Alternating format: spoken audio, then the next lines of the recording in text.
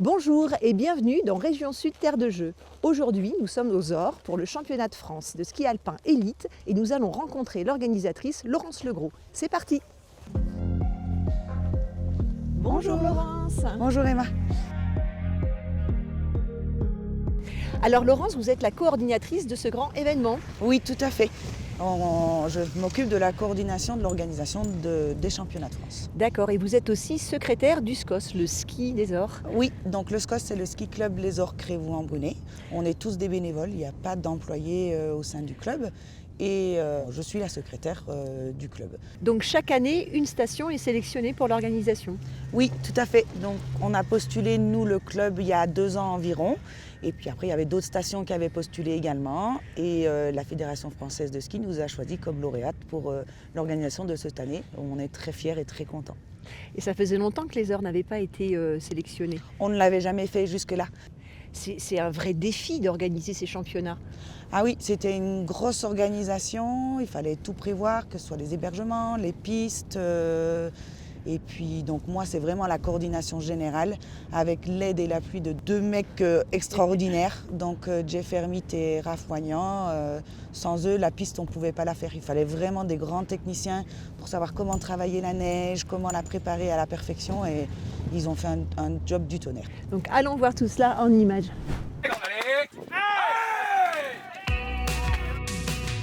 Le championnat de France, c'est la grande fête du ski français. Tous les champions sont là. Et ce qui fait la réussite de l'événement, c'est la qualité de la piste. Aux Ors, on est très fiers d'avoir une piste olympique exceptionnelle, la Pousterle.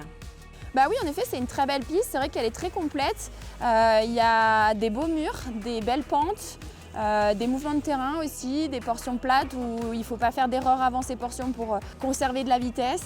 Voilà, c'est assez tactique, technique et je pense que ça a fait un beau spectacle pour tout le monde. Organiser une telle compétition est un vrai engagement pour une station, car elle se prive de sa plus belle piste pour toute la saison. Dès les premières chutes de neige, les dameuses commencent à plaquer la neige au sol. Aujourd'hui, on le sait, sur les pistes de compétition, il nous faut un manteau neigeux suffisamment dur pour que la piste soit à la fois sélective, mais à la fois homogène pour tous les coureurs. Donc ça se prépare en tout début de saison, dès les premières chutes de neige. Le plus difficile, c'est de garder la piste parfaite jusqu'au mois de mars, car dans le calendrier, les compétitions s'enchaînent. Championnat d'Europe, championnat du monde. Traditionnellement, le championnat de France se joue donc à la fin de la saison, à une période où de moins en moins de stations sont encore ouvertes. On a fait une étude qui est incontestable, comme quoi on aura de la neige qu'en 2050, mais pas partout, et pas à tous les niveaux. Donc on doit accompagner les stations qui continuent à se développer et les promouvoir, et parallèlement à ça, accompagner les autres stations dans une diversification économique, de façon à ce qu'ils puissent se passer de la neige, parce qu'il y en a qui en auront plus. Pour accompagner cette transformation, la région Sud a prévu un plan montagne de diversification touristique avec un investissement de 200 millions d'euros sur 5 ans. Mais pour l'instant, organiser un championnat de France est donc à la fois un défi et une belle visibilité pour la station. C'est la preuve que la neige est encore au rendez-vous. Waouh, quel point de vue magnifique d'ici. Ah ouais, c'est juste magique. Moi, ça fait 18 ans que j'habite là et je me lasse jamais. Tout ce blanc là, waouh, c'est trop beau. C'est trop beau. Et alors d'ici, on peut voir la Pousterle. Alors oui, on voit le départ historique des Coupes d'Europe. Donc pour les Coupes d'Europe, on démarrait au-dessus de la piste là. Ils passaient là, ici devant, juste là derrière le resto d'altitude. Et après, ils descendent dans la Pousterle. On va aller voir un peu plus loin, comme ça on voit la piste. Très bien. Donc là, durant les épreuves, il y a donc 5 titres de champions qui sont décernés. Oui, tout à fait. Dans la discipline de descente, de super G, de super combiné qui mélange une manche de super G et une manche de slalom géant et de slalom spécial. Ouais, le point de vue est magnifique aussi d'ici. On voit la vallée, toute la vallée. Ah oui, on a un point de vue franchement à 360 avec toutes les montagnes autour, c'est juste trop beau quoi. Et d'ailleurs, tous les champions français étaient ici. Oui, on a la chance qu'ils jouent tous le jeu, ils sont tous là. Donc on en avait certains qui finissaient leur carrière, dont Tessa Worley, Coralie Frassombé, Nastasia Noens, Johan Claret qui va bientôt venir. Et en plus, les autres champions comme Alexis Pinturo, Mathieu Fèvre, donc une grande fierté qu'ils soient venus dans notre station. Et bien justement, nous allons découvrir le portrait d'un de ces champions, Mathieu Fèvre, en images. Mathieu Fèvre est un surdoué du ski. Il a grandi ski au pied dans les Alpes du Sud, dans une famille de skieurs, et avant même d'avoir 18 ans, il obtient 12 médailles de champion de France, un vrai record. Alors, à l'âge adulte, les titres s'enchaînent très rapidement. Alors très rapidement, je ne suis pas forcément de cet avis-là. Il y en a certains qui ont mis plus de temps à arriver que d'autres. Ça a été un cheminement qui a été entre guillemets plutôt normal, relativement basique, avec la Coupe d'Europe, avec des championnats du monde junior où j'ai réussi à avoir mon premier titre de champion du monde junior à 18 ans. Donc voilà, il y a eu beaucoup de choses qui se sont faites assez rapidement. Mais je dirais mes plus belles lignes, en tout cas sur mon palmarès, celles dont je rêvais quand j'étais tout gamin, quand j'étais enfant à Isola 2000, elles sont arrivées il n'y a pas si longtemps que ça. Quand on est aussi doué, forcément, on provoque de grandes attentes. Et Mathieu a du répondant. Après 3 titres de champion du monde, en 2022, il obtient une médaille de bronze aux Jeux Olympiques de Pékin, entrant dans le club très fermé des Français qui ont tout gagné. Alors, on a très envie de lui demander « Mais quel est ce petit truc en plus qui fait les grands champions ?» J'essaye encore de le trouver. J'essaie encore de le trouver, je pense que je le chercherai. En fait, à mon avis, il y a beaucoup de choses qui sont inhérentes au sport de haut niveau. Pour être performant, le travail, bien évidemment, que ça en fait partie. Mais pour moi, plus on se connaît, plus on arrive à simplifier les choses. Et peut-être que le but ultime, c'est de rendre quelque chose d'assez compliqué, le sport de haut niveau, le plus simple possible pour justement en fait, se concentrer simplement sur ce qu'il y a à faire, c'est-à-dire aller le plus vite possible d'un point A à un point B.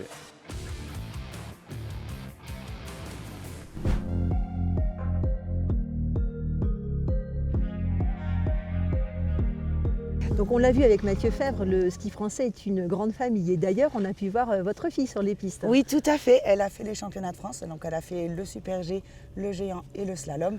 Et elle est notamment vice-championne de France de géant. Donc c'est beaucoup d'émotions. Oui, énormément d'émotions parce que la vie d'un sportif de haut niveau, c'est très difficile. Ça passe par des blessures, ça passe par des déceptions. C'est énormément de travail, énormément d'investissement. Ma fille a 21 ans, mais elle n'a pas eu une vie d'ado comme tout le monde. Elle s'entraîne toute l'année, donc elle sort très peu. Et avoir une belle réussite comme ça, ça fait toujours vraiment du bien. Et qu'est-ce qu'on est fier par rapport à tous les sacrifices qu'elle fait. Et oui, c'est cela. Et effectivement, c'est la famille aussi qui encadre tout cela, qui permet aussi à ces jeunes d'aller au plus haut niveau. Oui, c'est vrai qu'il faut avoir sa famille autour parce que tout seul, ils n'y arrivent pas non plus. Même si tout son ski et toute sa victoire, c'est à elle qu'elle le doit. Mais d'avoir ses parents autour et sa famille et ses amis, c'est important pour son équilibre global. Alors justement, dans la grande famille du ski français, je vous propose de découvrir une toute nouvelle jeune athlète de 17 ans en handisport, Aurélie Richard. Nom Richard, prénom Aurélie. Signe particulier, une joie de vivre extraordinaire et communicative. Elle est aussi née avec une agénésie, une absence d'avant-bras gauche. Mais quand on lui en parle, cela semble presque un détail sans importance. Moi, je l'ai très bien vécu parce que j'ai un frère jumeau. Et du coup, on a tout fait ensemble et mes parents n'ont jamais fait de différence entre moi et mon frère qui a ses 2 bras. Et donc, ils n'ont jamais fait de différence et mes amis non plus. Donc, j'ai été très bien intégrée, sans handicap. Ils me considèrent comme une personne valide. Dans son petit village de Seillac, dans les Hautes-Alpes, elle s'entraîne avec les autres enfants et gagne très vite ses premières courses. Puis le championnat de France et des courses européennes. À 17 ans, pour sa première participation au championnat du monde, elle crée la surprise et décroche 2 médailles et le globe de cristal. Le matin, on a eu l'entraînement de descente qui s'est plutôt bien passé parce que je gagne l'entraînement. Et donc après, je me lance en pleine confiance dans cette descente où au final, je termine 2e, arrivée en bas, mais c'était quand même une très grande satisfaction pour ces premiers championnats du monde. Et en voyant toute l'émulation qu'il y avait autour, c'était juste dingue et ça a amplifié encore mon sentiment de... j'étais super heureuse de remporter cette médaille. Ne vous y trompez pas, avec sa bonne humeur et son merveilleux sourire, Aurélie pourrait nous faire croire qu'elle doit tout à la chance. Mais c'est une vraie championne qui a pris goût à la victoire et qui n'a pas l'intention de s'arrêter. Oui, oui, quand on gagne une fois, après on a tout le temps envie de repartir pour regagner encore.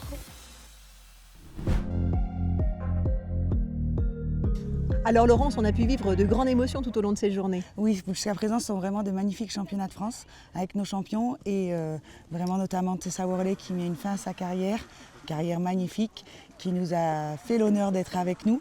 Et d'ailleurs, toutes celles qui ont couru avec elle, qui étaient déjà passées l'arrivée avant son arrivée, lui ont fait une haie d'honneur vraiment pour la remercier pour toute sa carrière. Donc on peut dire que ces championnats sont réussis. Oui, vraiment une grande réussite pour tout le monde. Merci beaucoup Laurence de nous avoir fait partager ces coulisses et ces merveilleuses émotions tout au long du week-end. Ah, merci, avec plaisir. C'était Région Sud, Terre de Jeux. À bientôt.